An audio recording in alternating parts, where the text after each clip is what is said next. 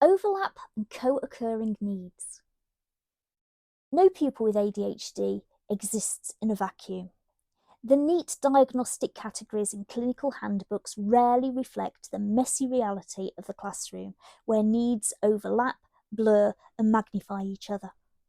This is one of the reasons ADHD is so frequently misunderstood. What looks like just inattention may in fact be the surface expression of several interwoven difficulties. For teachers and SENCOs, clarity about these overlaps is essential. It helps us move beyond surface behaviours and see the underlying patterns that shape a child's school experience. The strongest overlap is with executive functioning. ADHD is, at the heart, a disorder of regulation, and executive functioning is the brain's air traffic control tower. Pupils with ADHD often find it difficult to plan, organise, manage time, and monitor their own progress. The result is a string of everyday hurdles: forgotten PE kits, homework left at home, half-finished tasks, or the inability to start even a simple piece of work. The overlap matters because it explains inconsistency. A child may appear briefly perfectly capable of organising themselves in art, where the motivation is high, but they fall apart in maths, where the sequence feels overwhelming. Teachers might interpret this as laziness. They can do it when they try, when in fact it's the fragile scaffolding of executive functioning that can't hold under pressure. Supporting ADHD without attending to the executive functioning is like patching potholes without fixing the road. Closely tied to executive functioning is organisation. Many children with ADHD experience the filing cabinet with jammed drawers. Information and resources go in, but they don't come out in an orderly fashion. Bags are chaotic, planners are half-used, and classrooms are littered with forgotten belongings. Organisation difficulties also extend to thought processes. Essays may begin well but lose direction halfway through. Problem solving might falter not because they lack ability, but because they can't hold the steps in sequence. This overlap highlights why the try harder is never an effective response. Without explicit teaching of organisational skills, checklists, routines, visual planners, pupils remain locked in a cycle of failure, no matter how motivated they are. Another frequent overlap is with social, emotional and mental health, SEMH, needs. Emotion regulation is a fragile system for many children with ADHD. Imagine the thermometer without a switch. The feelings escalate rapidly and recovery takes time.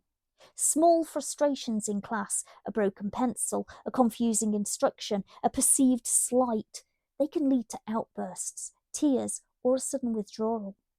Teachers often read this as poor behaviour, but in reality, it's the visible tip of a regulation difficulty. Anxiety also co-occurs at high rates. Constantly being told off, missing instructions, or fearing failure erodes confidence. Piglet in the 100-Acre Wood captures this overlap. He's always anxious, always second-guessing. For many children, ADHD and anxiety create a vicious cycle. Inattention leads to mistakes, which heightens the anxiety, which further reduces the concentration. Over time, repeated negative experiences can tip into wider SEMH difficulties. School refusal, low mood, or oppositional behaviours. Understanding this overlap prevents us from escalating sanctions and helps us to target support where it is needed the most, on building resilience, scaffolding regulation, and restoring trust in school. Pupils with ADHD often struggle under high cognitive load. Because their working memory is limited, the lessons that bombard them with lengthy explanations, complex worksheets, or multiple instructions quickly overwhelm. The child who looks distracted may in fact be shutting down because the channels are overloaded. This overlap explains why reducing the extraneous load, simplifying instructions, chunking the information, and giving them visuals, benefits not just the pupils with ADHD, but actually the whole class. Beyond these core overlaps, ADHD frequently sits alongside other identified needs. Dyslexia, dyspraxia, and speech and language difficulties are all more common in children with ADHD. Each adds an extra layer of complexity. A child with both ADHD and receptive language difficulties might miss instructions twice, first because they drifted off, and second because the language load itself was inaccessible. Similarly, a child with ADHD and handwriting difficulties might have plenty of ideas, but neither the regulation to sustain the focus nor the motor skills to get the words onto the page. The danger in ignoring overlap is that we treat ADHD as a single, neat box. We assume that one set of strategies will be enough, and we miss the subtle ways that other needs are shaping behaviour. A pupil whose ADHD is supported with movement breaks, but whose anxiety is unrecognised, may still disengage.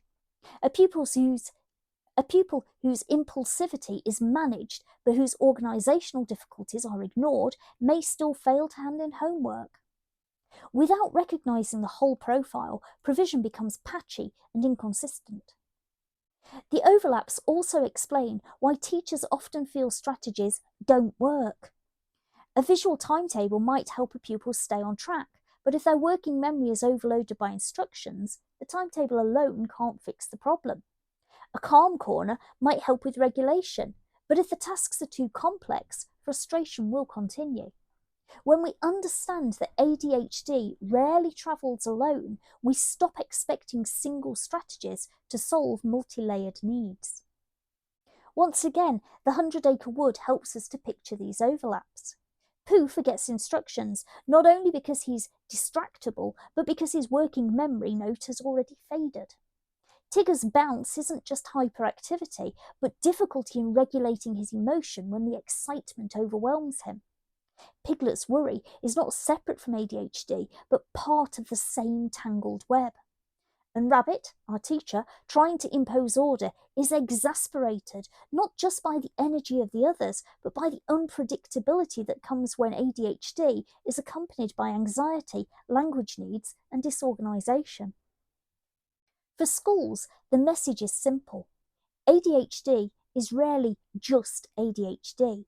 It's a complex profile, often involving executive functioning, organisation, emotion regulation, anxiety, and sometimes literacy and language needs.